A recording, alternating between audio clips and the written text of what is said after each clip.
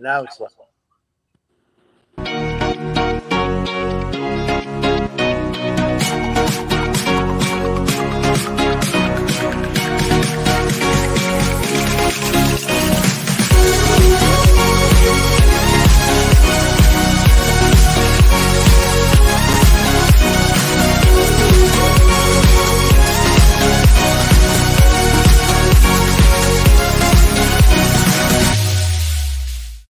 Good afternoon and welcome to Our World, Our Power.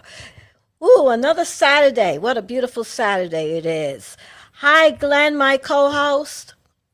How are you? Mr. Glenn Greenidge, the Honorable Mayor of Southern Boulevard. And of course, everybody knows who I am, Lady Pauline. That's right. Absolutely. Yes. We have today a very special guest that has an interesting background. His name is Frank Mercado-Valdes, and he is a business executive, broadcast executive, I should say. And I would like to get a little bit of background on you, Frank, and how you got started in the business. I also see you did boxing and everything. So you have done a lot of stuff. Can we tell me a little bit about yourself?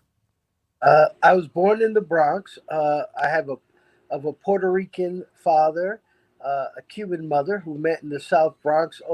They went to high school with Colin Powell back in the 50s, and immigrants. My family moved to Miami when I was about 12, and then I was raised in the heart of the Cuban community there.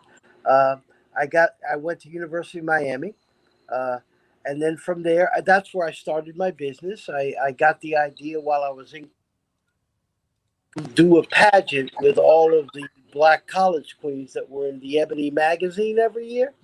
So me and my fraternity brothers, Kappa Alpha Psi, we got together and we decided to try to raise money to have this pageant, and we put in an application to the city of Miami, and lo and behold, they gave us $75,000. So we had to do a pageant, and that's how That's the beginning.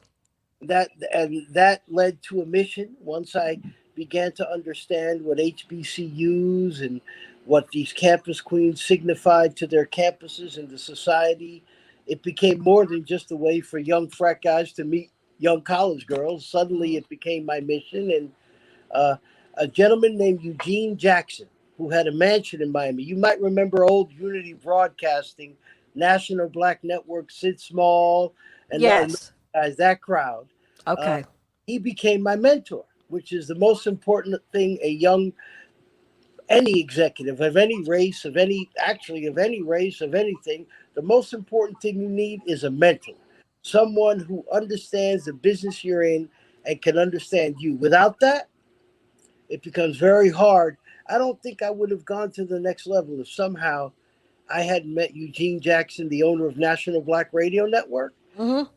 And he took a liking to me. He thought that the mission we were on with the black colleges fit what he was trying to do. So just through pure luck and circumstance, this black millionaire from New York lived in Miami, understood what I was trying to do. I didn't even have a remote idea what he was trying to do with World African Network, but our interests converged. And at 22 years old, I had a millionaire mentor. But first I had to go fishing by myself and show that I could catch a few fish before the millionaire mentor was willing to come in. So by the second year of the pageant, we had a board of directors. We had, some structure. He showed me how to run a business. Do you remember old Columbus Circle on 10 Columbus Circle? He flew me to New York one time, and to see a black man with an office above the Coliseum overlooking Central Park was quite inspiring. I thought I hit the jackpot, but you did. But it was a jackpot that required many, many, many more miles. I'll tell you, nothing happens overnight. And from there, I had the mentor, and we kept doing the pageant. And within a few years, I became the youngest black executive producer at that time in the history of Hollywood when we got ABC to syndicate it in 1990. It became the first television show in history that used the phrase African American in its title and in its substance. we changed the name from Miss Collegiate Black America to Miss Collegiate African American. Um, and this was 1990. And then we became the first television pageant to eliminate the bathing suit competition entirely and to focus solely on the talent and substance of the woman. So all of this happened in 1990 when I was 27. And uh, at that point, I began to realize that I wasn't a millionaire. I was still living at Lenox Terrace, uh, but it taught me that with persistence and the right mentors and the right mission, that even the most difficult barriers like television would open up to someone who kept trying, and it happened. Uh, and at that time, it was a pretty significant thing because there was only a handful of black entrepreneurs at that time: Don Cornelius, Percy Sutton, Essence, that had ever done national television in syndication. How did you feel about that at the time that what you was getting into? Young to appreciate it. At that time, I just thought I had it coming. Because when you're 27 and you're out there doing it and you're selling people on yourself, and you assume you really are as special as you think you are, and that your Uh-huh. is as sacred as you say it is. Uh, in other words, you're too young to fully appreciate what God has done uh, for you. But we kept going, and from there came another TV show a couple of years later called Stomp. Um, Oh, Stomp. Yes. Yeah. yeah, became the first. Well, actually, that was another interesting side story. We trademarked the name Stomp for a step show. So we became the first time a national step show ever aired on television. And believe it or not, we did not have the support of the fraternities and sororities. That's a whole nother side story. Um, but we trademarked the name Stomp. At the same time, some group from England was trying to come in to use that name in the US for a off Broadway show. Right. Got in a little bit of a legal tussle. And I sold them the US rights to the name for what I thought at the time was all the money I was getting, $100,000. I thought I was rich. So Wow. I sold them the name to the name Stomp, and now I had more money in the bank account that I could spend in 1 month uh, for the first time, and I Uh-huh. used that and thought I just thought I was so smart. Now, in retrospect, Stomp is still on Broadway, and my step show hasn't aired since the year 1996. So uh, perhaps I should have held on for a better deal. Well, listen, we all live and learn. Right now, hold on a second. We're going to pay Frank. some bills, Yeah. and we'll be right back. And we want to find out a little bit more about what inspired you, Frank. Okay. Um, right now, we have the Black Spectrum Theater has a season pass. And this month, I don't know if you guys remember from last month, but we had a lineup, powerful lineup all of November.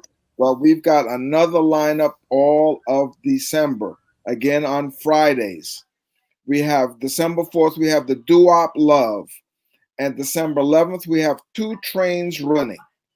And on December 18th, we have the 70s. And December 24th and 25th, we have Funkin' for Jamaica. Well, how do you get the season pass? You dial up to www.blackspectrum.net. You pull up Season Pass 2020-2021, and you select your payment method, or you can call in at 718-723-1800 from 10 a.m. to 6 p.m. Monday through Friday to make sure that you get your season pass for the Black Spectrum Theater. Back to you, Pauline. Continue with this very, very interesting conversation. Did you, when you were younger, I would say, maybe as a teenager or your early 20s, did you want to get into show business? Well, not really, because I came from an entertainment family. The Oh. Valdezes on my Cuban side are one of the most famous musical dynasties, if you will, in Cuba, multi generational. Uh, Chucho Valdez, Oscar Valdez, going back to the 1920s and 30s, several generations. So um, I, having been born with absolutely no musical gifts whatsoever, I concentrated my youth on my aggression. I became a Golden Gloves boxer. So entertainment was not even close. I was going to UM as a political science major. I was going to become a lawyer. And entertainment kind of came onto me suddenly, um, as from a production perspective, uh, in college. Because up until then, I had been in the Golden Gloves program and won a couple of times in Florida, and never thought I would even be remotely connected to the entertainment business. Well, let me ask you this, Frank. Inside of the Golden Gloves, what did that teach you? What kind of skills did you learn being in the Golden Gloves competition?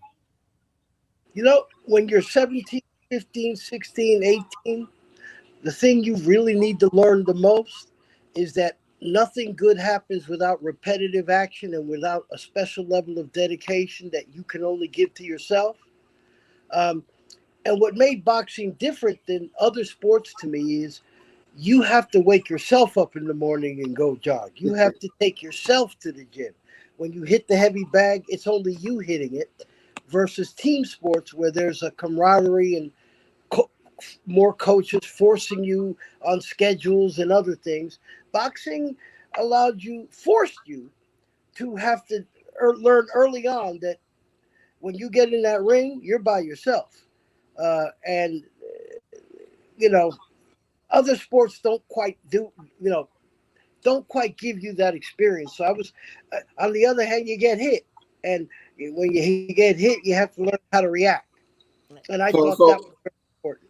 so it taught you discipline, it taught you commitment and perseverance. Yes, and those are things other sports can do the same thing. Sure. So I don't want to put that above others. And I'm sure there are some parents out in Long Island who prefer their son play tennis and argue that it does the same thing versus getting hit in the head. But I will tell you, for a kid who came from a background where you were on the borderline of the railroad tracks, it was a better alternative than the Black Spades or the Savage Nomads or some of the other options in the South Bronx before we left. Sure. And certainly what I found out about boxers were they tended not to be violent people outside of the ring because they were so disciplined. And it, boxers also were tended to watch their bodies very carefully. So as a teenager, I hung out with a crowd that didn't smoke or drink. But not Oh, because we went to church, but because we got hit in the head and didn't want to put drugs or alcohol in our bodies. Yeah. Yeah. To protect yourself. Yeah. Protect your temple. Very Yeah.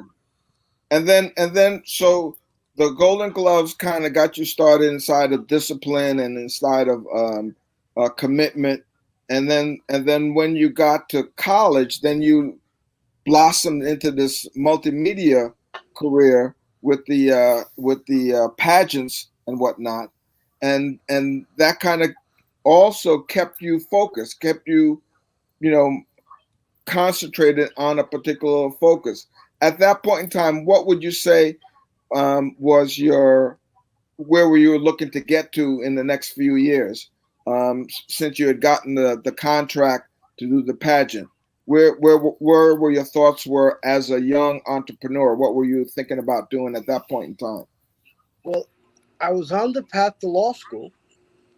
Uh, my junior year, we got involved with I had just pledged Kappa Alpha Psi, and we were looking for a project to do our. We were a small chapter. We were underrated versus other chapters that came from the historically black colleges like FAMU and Bethune Cookman. So we wanted to do something to make ourselves stand up, and I proposed at a fraternity meeting that we hold the pageant of all the young ladies from the Ebony magazine. And lo and behold, they didn't laugh. We started working on it, and I had been an intern for the city of Miami that summer and watched how they funded the Miss Universe pageant, which of course was an established multi-million dollar uh, operation. But when you're young, you can't tell the difference between your dream and somebody else's reality. So I went back and said, they just gave the Miss Universe pageant $1 million. We're black. They ought to give us at least 100,000. That was my entire premise. the, Okay. ni- the 1984 riots had just happened, and Miami was looking for ways to reach out across communities. And while it was only an idea, it had never happened before. Uh, I was able to use the organizational skills I'd learned to find the right people, to find the right positions. I was blessed with that as a young man, was the ability to organize people. I was a Yeah. terrible baseball player, but I learned early on in life that if my grandfather bought me the bat and the ball, I could place everybody in their positions. So although I couldn't play that well, they used to call me Spanky. I had the bat and ball, so I tell you where you're going to play. All right. Okay. Okay. Okay. I learned that you could be an executive producer easier than it was to do some of the other things. So um, at 22 years old, I was able to convince the city to give us the money. We had 23 historically black colleges show up. It was incident free. People couldn't believe this was a bunch of 22-year-old young men actually producing this. It got a lot of accolades. And that's how Gene Jackson began to realize I was serious. And he became, if you've ever seen the movie Wall Street, he became my Gordon Gekko that said, you have talent and I want to help you with it. But of course, I want 50% of your operation. So I gave it to him. And Yeah. that's how I wound up working in New York. And within a year after school, I was on Columbus Circle inside of Unity Broadcasting. And that's when the world of black business, all the things you never learned going to a college like University of Miami, um, suddenly I was in the middle of a BE 100 company that, because it was in radio, was at the epicenter of all the other black businesses. So people like Jesse Jackson and Percy Sutton and all the moguls would come by the office on a regular basis to be on radio. And you can imagine what that felt like at 23 years old, 24. You're thinking, wow, uh, I went from suddenly being a kid in a dorm room a year ago to I'm on Columbus Circle with Gene Jackson, and they're talking about the '88 presidential run. Because, of course, at that time, Jesse Jackson was preparing for a second run for president, and National Black Network was at the epicenter of that effort, along with Percy Sutton and the radio moguls. So that if I wasn't sure I didn't want to go to law school, that cemented my mind that I might not need to. Uh, that I had stumbled into a world of people that I didn't even know existed. At that time, I became addicted to Black Enterprise magazine, and suddenly a whole new world that I didn't even know existed. Black entrepreneurs. I thought that was non-existent, um, and suddenly it was open, and I wanted to be among them. And I made it my mission that someday I would own a BE 100 company, and that became my mission in life, was to someday have a BE 100 company, which I later did accomplish in life. Okay, that's very interesting story. Tell me your experience with the Apollo Theater. Where did that come in at? Well, like anybody, when I'd heard of the Apollo. So when I first got to New York in '87, I wound up being roommates with a young man who was production assistant in the first season of Showtime at the Apollo. So my Wow. exposure to the show was as an assistant to a production assistant, because for $50 he let me tag along and do some of his physical labor on the show that year. And things like, it sounds more glamorous than it is, but you're really just carrying a bunch of stuff around and set pieces. And I was on the set of the first season. Fast forward many years later, I'm now the CEO of African Heritage Network, which was the later idea that I had, which was really the foundation of the company's wealth. Um, I had discovered a way to license black movies from studios that they did not know what they were worth. So I partnered with Ozzie Davis and Ruby Dee, who became our hosts, and Byron Lewis, who was the chairman of Uniworld. And I went out and I licensed, like Ted Turner had done, as many black movies from Hollywood as I could find. Shaft, Lady Sings the Blues, because they weren't using them back in 1992, 93, and BET wouldn't run anything but videos. So our company established the first market, true marketplace for the aftermarket for black movies. And we launched it again on ABC. I don't know if you remember those old black movies on Oh Channel, yeah, I do. I went to see them. You where Ali know. and Ruby used to come on and host the movies and talk about them. So without realizing it, that became my ticket to wealth. Suddenly, I could license a movie for $25,000 that Hollywood thought had no value, but yet the advertising for airing it in 1 month would be 200 or 300,000 when I sold the 28 spots nationally. So you know a little bit about selling media spots, don't you? Yeah, I sure Uh, do. Suddenly, we had product that you could that people wanted to watch, that people knew was branded, like Shaft, like Lady Sings the Blues, that you could generate. That suddenly I could generate 10 times what it was costing me. So um, quietly and without a whole lot of people knowing it, while I still lived at Lenox Terrace, we were making 150,000 a month in profit, and I was still taking the two train to Lenox Terrace. And so we did that for a few years, and our company raised its profile, and I moved. And that's how I got to know Al Sharpton, and he's the one that turned me on to the Apollo situation. Mr. Sutton would be rolling in his grave if he knew it was Al Sharpton that came to me with the original idea to bid on the Apollo, but it was him and a board member, Marianne Spraggins, in 1998 that approached me. Because by then, our company was quite successful and they knew we had both the expertise and the money. And so they approached us about some discrepancies within the Apollo finances, and they encouraged us to make a bid against the existing owners, which we did in 1998. Okay. And that's how I first got involved. And some of you may know that we weren't successful that year, but the Daily News won a Pulitzer Prize on its expose on the Apollo and the bidding process. And eventually they forced a new contract. And Apollo, which was getting 50,000 a year before my bid, suddenly they forced King World to pay 1.5 million a year because of my bid. That is, we exposed the true value of it. Wow. Wow. Yeah. So, how did the Suttons feel about that at the time? Because I know I was they just were. invited to many Harlem events, suffice to say. They weren't too Hmm. many. And you know what? In retrospect, I wish I hadn't done it. In retrospect, as I look back, Mr. Sutton deserved the opportunity to do that show without competition.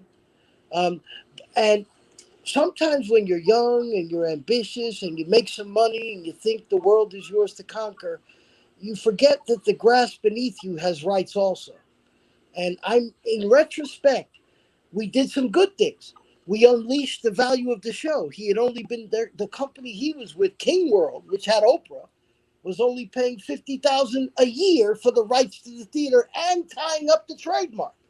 We put in a bid for 1.5 million for just one show, and we're offering to give them back their trademark because I pointed out to them that it was highly abusive for King World to be trying up your trademark just because they're funding one show. Now, what we later discovered is they were making millions with that trademark around the world. So you can imagine it didn't make people happy when we exposed that. And that's part of the reason the Daily News won its Pulitzer. So a few years later, when they created a new board and made Mr. Rangel resign from the board as chairman, Dick Parsons was the chairman. So they invited our company, which by then was a BE 100 company, to bid again, and we did, and we won this time. And so, therefore, we took over Showtime at the Apollo in 2002. It Oh, was that's wonderful. bittersweet, Uh because huh. it did create a transition.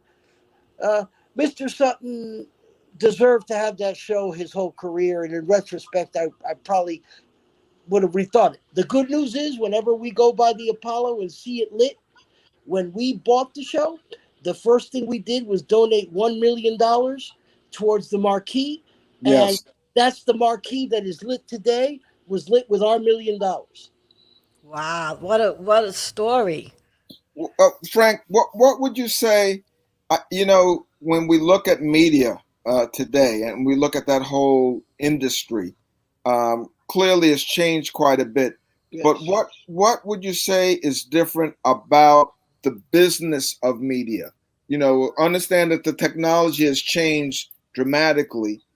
How has the business of media changed over the years? Well, on a micro or macro basis, on a micro basis, that is the function of what is known as media, which I define as the exchange of entertainment and information funded by advertising revenues. Right. That's the Okay. truest definition of media I could probably give you. Sure. Okay. And that encompasses everything from a news show to a Apollo show. Right. But so number one, advertisers, because of technology, which you cannot ignore that as a factor in media. Media is just an exchange of information. So at the end of the day, technology is intertwined, right? Right. So Yes.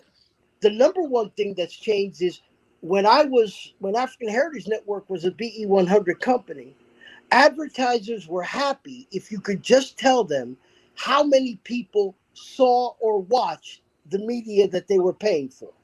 Okay. Correct. Today, they want to know their names, their email numbers, where they're from, and what purchases they made, and they expect it because technology has so improved the internet, the clicking system, that today, when Coca Cola runs an ad on the phone, when you click it on, you're giving Coca Cola more information about you than they just gave you about their product, because the phone, since it records everything you do, and since media records everything you do, it now is more in the business of selling who you are to the advertisers than the advertisers are about selling their product to you.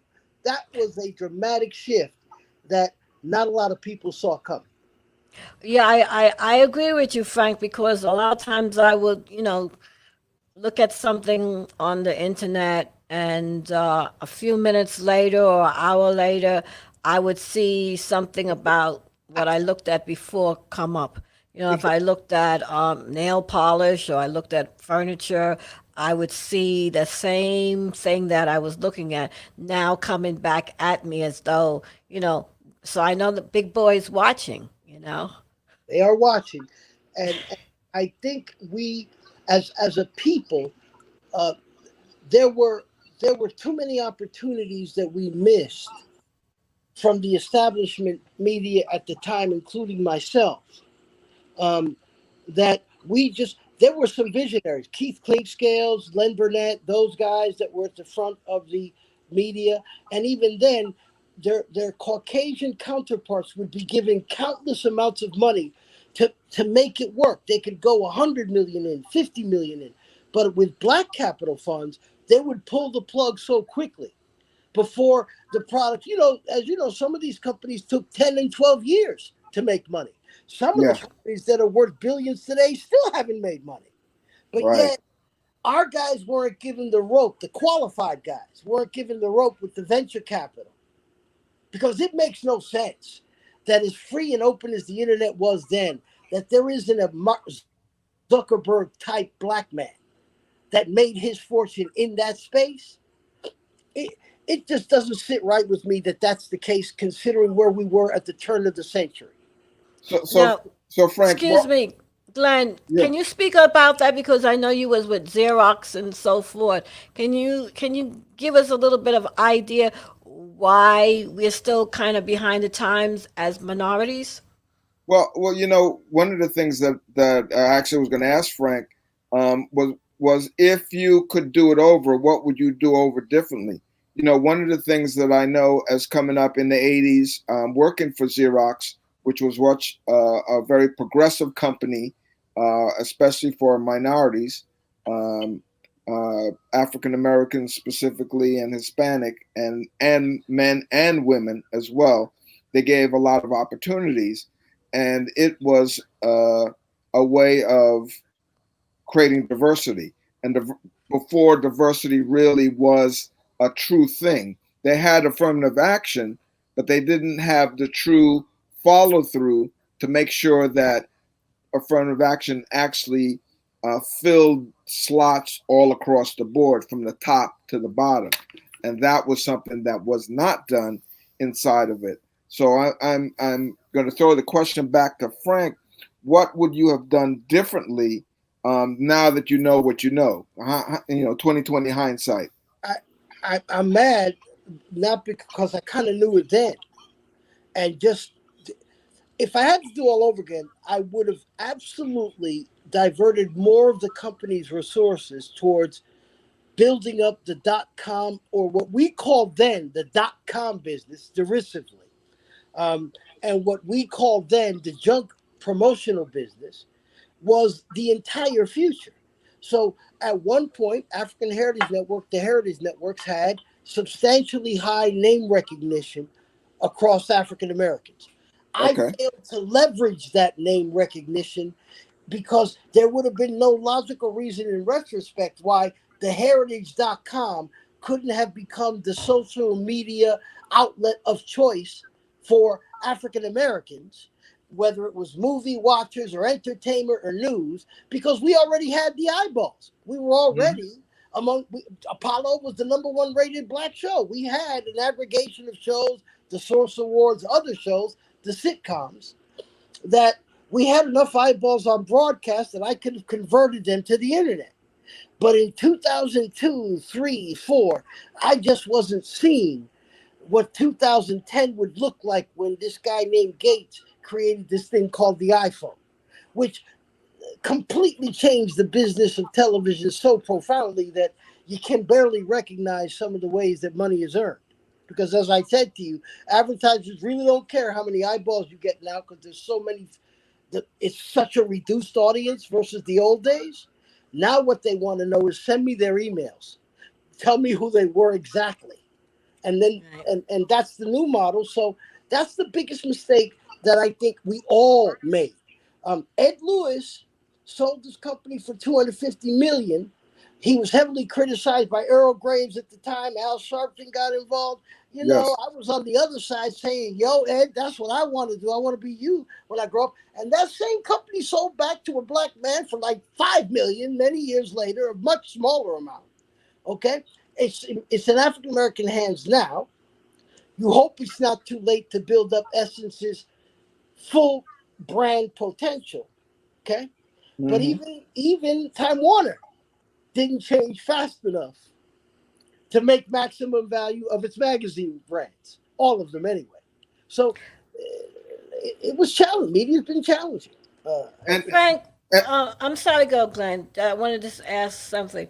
Uh, what do you feel when you listen to so-called black radio, as opposed to black radio in the 70s and 80s? We had more information that we was giving out, and now it's like if you turn on WBLS, you hear more gossipy stuff, as opposed to information on the community and information regarding ourselves. We It seems like the it has shuffled to more gossip, more, not to say it's not nice, but what happened to the real shows with the real information on it? well, the, that has answers on multiple levels. You can go back to say, well, you mentioned BLS, so I'm going to take you there. BLS stands for Beatrice Louise Sutton. And when a Sutton owned it, they ran it the way in the service of the community. Today, it's owned by a conglomerate, okay, that has profits in the community. And instead of trying to improve the culture they're in, they try to play into the worst sides of it. That's the short answer. The other answer is the function of black radio has to have changed because at one point they were the only place black people could get immediate information on a day-to-day basis about themselves, period, the end, because you weren't on television unless somebody got shot and you weren't anywhere else. Now today that's not the case, and like with any industry, when you no longer have a monopoly, you must adapt. And black radio will never be what it was, but it can be what it can be now which is a constant companion of the community if they're providing them what other people won't. You see, Okay. and this show's a good example of that, uh, and the kinds of information that people get, and radio's evolved. You couldn't see people on radio before, now you can. I know. I mean, today we have just so much access to media. I mean, just what I'm doing right now and where I'm doing it at is a great privilege as opposed to 20 years ago where it just couldn't be done. You had to go The to somebody else. technology is awesome. You would have had to go to somebody else 20 years ago. So, while at the same time the expansion of opportunity has created challenges for those that didn't change, Hmm. it's created opportunities for Lady Pauline to have a show without having to go to the old guards and say, "Can I have permission?" So, That's true. so you can. It plays both ways, and so the key is for us to look. BLM. A lot of the social movements of today are derivatives of the way media is today. Uh, BLM is a hashtag, not a movement per se, but yet because of the modern internet, it's become a movement. So I Yeah. think to that extent, that's how we can use social media and current media to expand the Black cause. It's just different than it was. So the internet and social media have really covered a lot of that void. Frank, when we come back, I'm going to pay some bills, but I want to find out what recommendations would you have for entrepreneurs who are now looking at getting into media and are interested in media and some of the avenues. But we'll cover that as soon as we get back. Okay. Right now, I want to let you all know about Black Spectrum Theater has a season pass, and we've got some powerful lineup set up for December 2020. Again, all of the performances are on Fridays, and starting December 4th, we have the Doo Wop Love, um, and that's going to be on December 4th. December 11th, we have Two Trains Running, a very nice play, Black-owned restaurant environment, so it's going to be quite interesting. And then on December 18th, we have the 70s. So we look at vintage background and happenings back in the 70s. And then a special treat on the 24th and the 26th of December, Funking for Jamaica. So you definitely don't want to miss that. That's going to be like a historic gathering of the jazz and the R&B that took place in the Jamaica community. How do you get this information? You got to go to www.blackspectrum.net. Look for Season Pass 2020-2021, and you select your payment method. If you don't want to do it that way, you can always call into the office of Black Spectrum Theater at 718-723-1800 from 10 a.m. to 6 p.m., and we will take care of your season pass needs. Back to you, Lady Pauline. Oh yeah, I have another sponsor that I really want to give a shout out to. It's a very important part of the show, TMI, um, who has been a great support. Mr. Alvin Hartley. We'll be right back. But first, are you a small business owner looking for solutions? TMI and Partners is a business solution company offering operational, branding, and financial solution. For only $9.99 a month, your company will be assigned a personal business advisor. Well, that's right, only $9.99 per month, no contract, and you're on your way. Call TMI at 347-234-5304. That's 347-234-5304. Or visit their website at tmium.com. Tomorrow, the world will know your business. Is that it, guys? Hello? Did I do good? I love it. Oh my God. Back to you, Glenn. Yeah, so Frank, for our young listeners who are looking at getting into the business right away, or thinking about it, what would you recommend, clearly as a mogul in the industry, someone who's grown up in the industry and watched the industry grow? What recommendations would you have or suggestions to our young entrepreneur listeners?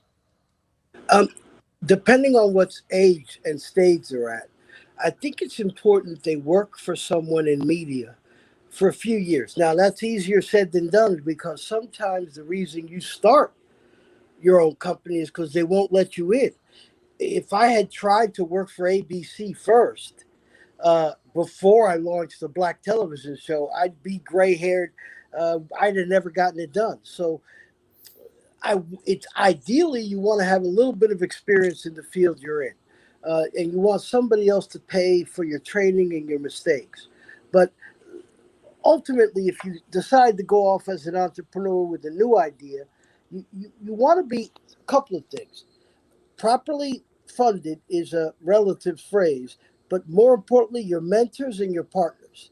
Um, our generation made a lot of mistakes in that the young, talented guys, some of which were on that call the other day that this radio show had with black entrepreneurs, we were a lot Yes. more friendly to each other 20 years after the game than we were when we were in the game.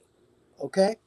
And oftentimes, if you're targeting minority entrepreneurs, we find ourselves unable to create alliances that are strategic and long term in benefit because we're crabs in a barrel with each other. I would so if I one of the things I would love to have done all over again and recommend is that we not look at each other as competition, but rather as resources, because it's that fight over the minimal resources that always allows the broader agenda to come in, take it over, and then you don't have it anymore. So, and then So you have to so have a product. You have to have a way to sell your product, that's unique. So what kind of partnerships you're talking about? Because you talked about certainly financing. You talked about you probably need some promotional partners and maybe some advertising partners, and then obviously the content or the idea that you're looking to launch. Correct. What other kind of partnerships would be crucial in this industry? You got to understand how your product is funded. Okay, That's number one. So in any media, you first have to say, how do the revenues come in on this particular form of media? right, right. In my form of media, it was strictly purely ads that were sold and that perished in 30 seconds.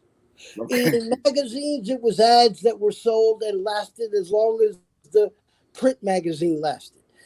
Same ads. So you had different values. So you got to understand that first. It's one thing to say, I want to have a magazine, I want to have a TV show, and not understand the economics of how you get paid. So and and that, that's why it's so important for you to do the mentorship to get the correct. behind the scenes understanding of how this thing works and what tracks from one to the next to the next to the next. Correct. In my case, Gene Jackson was that mentor. He was the one that made my ambition of wanting to be this pageant mogul at a young age to someone who understood your business consists of compartments that are called units, and if you don't sell those, you don't have money. So all of this, media guys tend to get very excited about their product, right? They're Sure. usually pretty good salesmen. They're usually pretty good talkers. And so they get caught up in the details of what their impact of their product is and pay less attention to the consistency of revenues. I didn't have that problem. My problem was more not understanding capital. That once you got to a certain level, you needed that Wall Street partner that didn't care about your business or your mission, that only cared about your return on investment. I found that offensive. And unfortunately, that was one of the things we needed. So entrepreneurs get very emotional about their business, And you have to allow people that only care about finance to be able to examine it and help you make it financially successful. Sometimes we're too caught up in the emotion of the good we're doing for society with our product that we don't step back enough to say, yeah, but you won't be able to do good for long. If, That's such a great point, Frank, because that's the thing that I see across all industries for our entrepreneurs. They've got this great idea that is, epic, but you have to understand, how do you fund that? How do you sustain it? How do you how are you able to continue the financial stream of income to support it happening?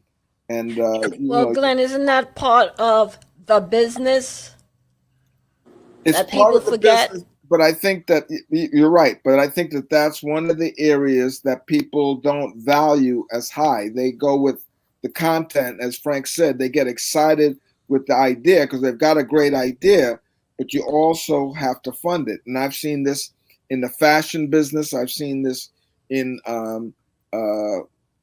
books, yep, and various other industries as well. You've got a great idea, but you want to be right, able to fund that consistently. And how do you do that? And what's that profit model?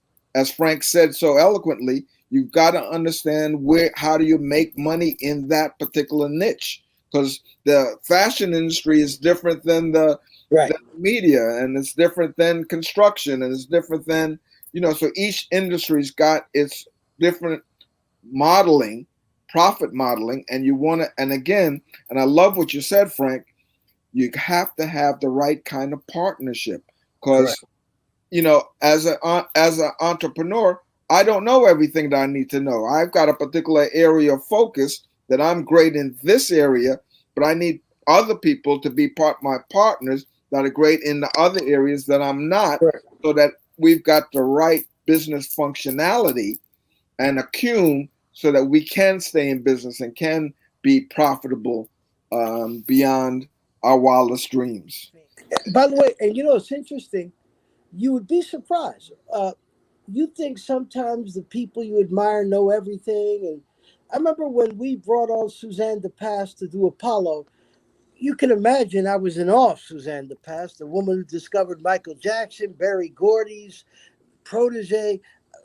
In the world of television, you could not have had someone you could be more in awe of than at the time. And yet, she knew nothing about selling advertising.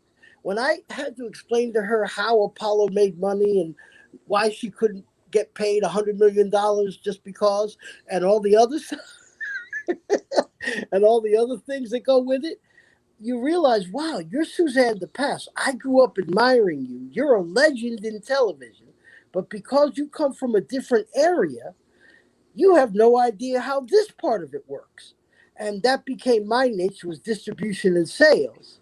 And I realized we got a lot of brothers that want to be on camera and calling the shots on camera, and not enough that understand the economics of distribution and revenues. Because even Spike Lee movies got to be distributed, Right. That's right. right? That's true. That's true. But I And find out most people do not have the whole package. As you said, Frank, you need other people to help you along the way, and I guess, you have to put your pride aside to say, I don't know everything. I just know this area, and I need help with this, and I need help with that. Um, so I always advise people, don't stand on your pride. Ask for help, because you can't know it all. no, you can't. You can't. But and sometimes, and the other thing, try not to learn what everybody else is going for, because sometimes it's that little knowledge of niche. In my case, I wasn't a writer, I wasn't an actor, I didn't have the patience to work myself up to production over 10 or 15 years. So my niche became understanding how shows are distributed and how they're sold in advertising. And that was a niche that was strictly, there wasn't many people of color, if any, at the time that I got in it. And even Don Cornelius needed to have other people do that for him. So Right. I remember when I finally mastered the business, and I thought, I'm the only brother out here doing distribution. I'm the only one out here doing sales in both in one company. Don Cornelius definitely has to come with me because he had fired his old sales rep, King World, and was looking for a rep. And of course, you can imagine how disappointed I was when I went to Don Cornelius to say, Mr. Cornelius, you've been my hero all my life. I'm only in this business because of you, and I want to distribute and sell your show. And of course, we don't always open up to each other the way we should, but yet I thought it was so loud. And I went to Mr. Sutton the same way. I didn't want to take Apollo from Mr. Sutton. I was telling him, look, I do what you don't do. I distribute, I deal with the stations, and I sell the ads. I don't want to hang out with Kiki Shepard or nothing like that. You do that. And so I like to take the time to say you're listening to Our World, Our Power show, and you can hear us on Spotify, iHeartRadio, and iTunes. And don't forget to please follow us on social media, our podcast, Our World, Our Power, and our I should say our website and our Instagram and our Facebook. Facebook.com, Our World Media, Instagram, Our World Media. And if you need to reach me personally, you can reach me at psourworldmedia at gmail.com. Let's continue this conversation. Thank you. Now, Frank, I have to get into this subject because I know we was on the phone for about an hour and a half the last time I spoke to you, and let's talk about Trump Towers. I mean, you had I'm just in awe, that you lived there and stuff like that. And tell me your experience, Frank. I moved there in September of 1996. It was an odd situation. Uh, I had just finished selling that show, gotten my residual check from that show Stomp I sold. So, All right. I quite didn't know what to do with a bank living at Lenox Terrace in a rent control apartment that was in the same building as Mr. Sutton, but that only cost me $350 a month at the time. So I immediately did not go to Wall Street and invest in the stock. I decided to invest it in an apartment at Trump Tower. And I wound up renting, by just pure luck, the model apartment for the building on the 63rd floor that used to belong to Donald Trump personally. So from 1985 to 96, he kept the apartment personally because it was only one floor beneath his and because his parents lived on that floor. Michael Jackson had an apartment on that floor also. And it was a buffer between the rest of the rich people from 62 down and himself from 64 to 66. And he wound up having to get rid of the apartment because he was married to someone else who knew about the apartment, if you understand what I mean by that. So, since he is the president, I won't go into further details. But suffice to say that the apartment was well used between 1985 and 1996 before I moved in. And then I became the first tenant that actually lived in it as the model apartment for the building, one floor beneath him. I moved to the building because, like everybody else, in 1996, I idolized Donald Trump.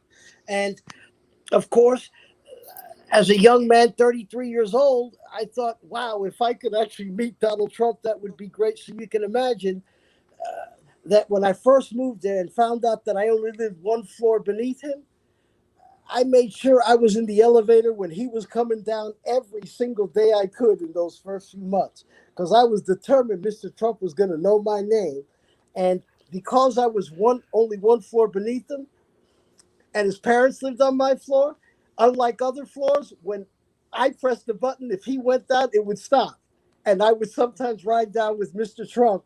And that was like a thrill to me at 34. And when he bought the Miss Universe pageant, I talked his ear off telling him how I owned the Miss Collegiate African American pageant and I knew everything there was and I could teach him and help him. I was audacious enough to tell him I could help him with his Miss Universe business.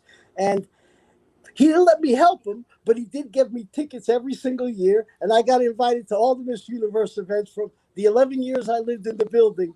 He always remembered, oh, yeah, that's that guy that knows pageants, and he would always invite me to all the press conferences. And eventually, when I bought a condo in 2000 and got on the condo board, I got to know him a little bit better then. He was a really good, meticulous landlord, okay? Okay. The kind of landlord you would want, because he was so meticulous about the building because of his own germophobia and other things, that you didn't have a cleaner building in New York. He didn't like dogs, but as a tenant, you really couldn't have asked for a better experience than to live in the same building as Donald Trump. Okay. I mean, from that perspective, I got to know him a little bit because, after all, I was only one of two black people at the time, me and Chris Gardner from Pursuit of Happiness, living in the building. And Al Sharpton used to come over to visit a lot, so he used to wonder about the guy that used to have Al Sharpton. So over time, we had a very friendly relationship. And as a neighbor, he was a wonderful man. As a president, not so much. Okay. You know, I as a I president, have he didn't have my vote, but he did have okay. my admiration. And honestly, I'm glad he may be coming back to Trump Tower, because if I could buy another condo there, I'd love to live in the same spot as him again. Like, because he really did. He wasn't a dog lover. The only downside is we had dogs, and he hates dogs. You will note he's the only president without a dog. That's not an accident. We had a building where literally rich people had to hide their dogs from Donald Trump because Oh my God. imagine billionaires having to hide their dogs because Mr. Trump doesn't like dogs in his lobby. Luckily, we had two Shih Tzus, and my fiance, now wife, used to carry them in her bag through the Yeah. lobby so nobody would know, that she had a tiny little dog. What was I going to do? Get rid of if I got rid of the dogs, I would have had to get rid of her too. So that wasn't a choice. Oh God. No, that was not a choice. No, Definitely not, Frank. You the don't want to dogs, do Wouldn't have that. worked out yeah, no. well. So every time I would get one of those letters from the board saying, "We've discovered you have two Shih Tzus. You're in violation of the building," we always found a way to fix it. Because every year they would send them out because Mr. Trump would want to crack down on dogs because everybody was ignoring his no dogs rule. Oh You my didn't know that God. rich people were just like him. They didn't give a darn about your rules. Frank, tell me a little bit about what you're doing right now. You said that you're into construction. Yes. Well, in a different way. Mhm. After a while, I'd always wanted and was fascinated by the business of development because it's so much like what I used to do as an executive producer. You basically work with talent, architectural talent, construction talent, to create things, except now you're creating the homes people live. So I became part of a group that bought a franchise to the country's largest modular builder. They weren't in the New York area. We convinced them to come to New York and concentrate on minority markets. We put together a group of minority builders, and we now have a small consortium of builders that builds modular homes in Westchester, in Nassau, and the Bronx, and who we provide the financing for. And we effectively are a one-stop shop for small builders, and we're helping them become successful using modular building techniques. So it worked out pretty well the last 3 years, and we've put a number of homes in Mount Vernon. I'm looking forward to the next 5 years. We're planning over 100 homes in the area. Are you coming to Queens? Oh, Queens, absolutely. And Mayor de Blasio has been a big supporter of using modular building techniques to expand building. Whereas it takes 6 months to build a house on a lot, we can install it in one day on the lot and make the house in the factory.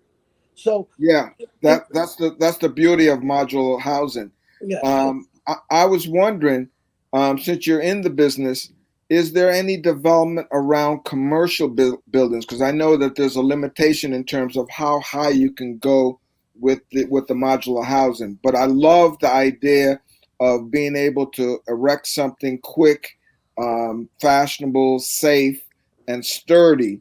But I think the issues of going higher have been a restriction for that particular industry. What can you Citizen tell M, me? Citizen M Hotel in the Bowery. You need Okay, to Google it, and if you get a chance to come to New York, go see it. They're right, 24 stories. They're the largest modular hotel in the United States. Citizen M, as you know, is a big European concern. De Blasio cooperated with him and changed a lot of the regulations around modular to facilitate that project that was put up in the last 3 years. Look, modular isn't ideal for buildings because of the steel. So, to right, the extent that, but we ought not throw out the baby with the bathwater. Where it is ideal is in the time it takes you to put up one building with 40 units, we can put up 20 two-family homes right. in a fraction of that time. Yes, So we can put up 20 two-family homes in one subdevelopment and install them all within a week and have ooh, workers doing the completion and doing all the finishing works and the plumbing. And you can have 22 family homes in an area within 1 year, whereas it would take you an army of workers to stick build that. to do Now, the same That's thing. awesome. That is really great. so so it's fast, it's cheaper when if you use stick. So no, the reason we were able to grab this franchise is because New York builds with so much steel that even though this company was in 42 states, they couldn't see past the 5 boroughs into Westchester and Nassau and Suffolk, where you don't have that problem, Right. where you can Okay. build with wood and frame and pay $80 a square foot versus the 150 it would take you to build it on your own, plus in half the time. So they couldn't see New York past its buildings either, and we showed them what the suburbs look like, and that's how we got the franchise, because we were able to prove to them that New York is not just Harlem; it's Mount Vernon too. Right. True. Right. You True. see what I'm saying? Absolutely. And if you may not be able to build in Harlem, but we can. We're doing, as a matter of fact, we're doing 16 two-family homes that are scheduled to be installed in Mount Vernon by June. You know how Excellent. long that would Oh, wow. take in Harlem? Excellent. Oh, that's great. You know how long that would take in Harlem? 16 two-family homes, 4 different builders. Each has their own plot of land, and each is fully funded, and each is going to make a ton of money. That's Because awesome, so Frank. so, I think my mission in life now is to teach young builders how to become millionaire entrepreneurs. Because having experienced Donald Trump, if we could bring what he brought to himself, Hollywood marketability, to these small builders, I thought we're going to make them brands while at the same time facilitating them with a way to build faster. Yeah. Yeah. Because that's the number one need is affordable housing. And Correct. what you're pointing to is the accessibility of affordable housing so we can get some of the homeless people off the street and we can provide housing for middle and lower income families so that they can sustain themselves in New York City. It's Correct. critical. Yeah. Correct. I mean, you have to have that, or you have no economy at all. I think New York found out during COVID how disloyal the rich are to them. As soon as this happened, many people who could, gave up their $5,000 a month apartments and moved. Yes. Yeah. Okay, you know what? That's not much of a commitment to a community. I don't think that happened as much in your area. Okay, Right.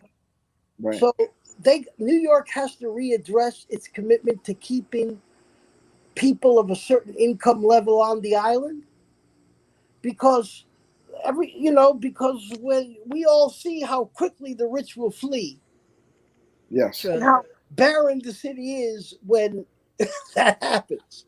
So you got to have a sustainable middle class in New York City. So critical. So Yeah. critical. Well, Glenn, we're winding down. You want to talk again about Black Spectrum? Absolutely. This Yes. December 2020, Black Spectrum Theater is coming to you with their season pass on Fridays. December 4th, we got the Doo-Wop Love. December 11th, Two Trains Running. December 18th, the 70s. And December 24th, and December 26th. So the bookends of Christmas, funkin' for Jamaica. How do you get the season pass? You go to www.blackspectrum.net. Look for select season pass 2020-2021. Enter your payment method, or you can call up during the week Black Spectrum Theater at 718-723-1800 from 10 a.m. to 6 p.m. Back to you, Lady Pauline. Okay, we also want to talk about TMI, who's been a great sponsor for our World Hour Power for the last almost year. Let's talk about TMI. We'll be right back. But first, are you a small business owner looking for solutions? TMI and Partners is a business solution company offering operational, branding, and financial solution. For only $9.99 a month, your company will be assigned a personal business advisor. Well, that's right, only $9.99 per month, no contract, and you're on your way. Call TMI at 347-234-5304. That's 347-234-5304. Or visit their website at tmium.com. Tomorrow, the world will know your business. Is that it, guys? Hello? Did I do good? Did good. You did good. Frank, how can people get in contact with you if they would like your advice or anything from you? Well, you can always look me up on Facebook, Frank Mercado-Valdes. Okay, I that's, and of course I'm linked, and I always respond to all my messages. And FMV 215 at Yahoo is my personal email, and my advice is always free, and I'm always willing to give it. Oh, that's good. After the show, please stay on the air, okay? I would like to talk to you for a little bit. Glenn? You can get me at Sutphin Boulevard Business Improvement District at 718-291-2110. All right. Well, you can reach me again at Our World Media, and you can reach me at psourworldmedia@gmail.com. Follow us on Spotify, iHeartRadio, and iTunes, okay? And we had a wonderful show with you, Frank. I love the conversation. Thanks for coming on, and catch everybody next week. Remember to wash your hands and keep your mask on. That's to protect yourself and others. Our World Media, where your news reflects you and your community. Thank you, audience.